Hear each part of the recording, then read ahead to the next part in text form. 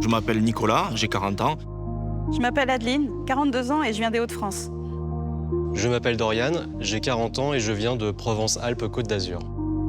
Je m'appelle Dominique, j'ai 68 ans.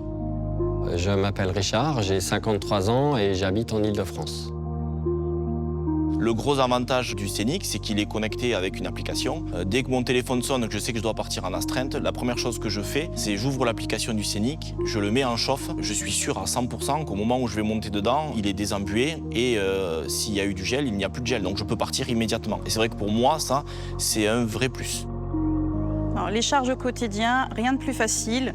Moi, je suis quelqu'un quand même d'assez peureuse, donc je ne vais pas en dessous des 20% d'autonomie. Et je charge la voiture, on va dire, 3 fois dans la semaine. Comme pour aller à la pompe, on n'attend pas qu'il y ait le voyant qui s'allume. On recharge tout simplement à la maison. En termes d'entretien, il y en a très peu. Il n'y a pas de carter d'huile, il n'y a pas de boîte de vitesse, il n'y a pas beaucoup de pièces qui s'usent, donc pas de vidange, pas de filtre à air, pas de filtre à huile, pas toutes ces choses qu'il faut changer tous les 10-15 000 km et qui maintenant coûtent beaucoup plus cher.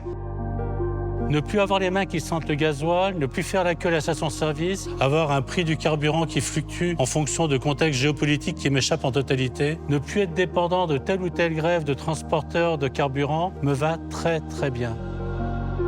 Il faut vraiment essayer. C'est la meilleure réponse que je peux donner à tous ceux avec qui j'en discute. Une fois qu'ils ont essayé les véhicules hybrides ou électriques, ils ont du mal à revenir en arrière.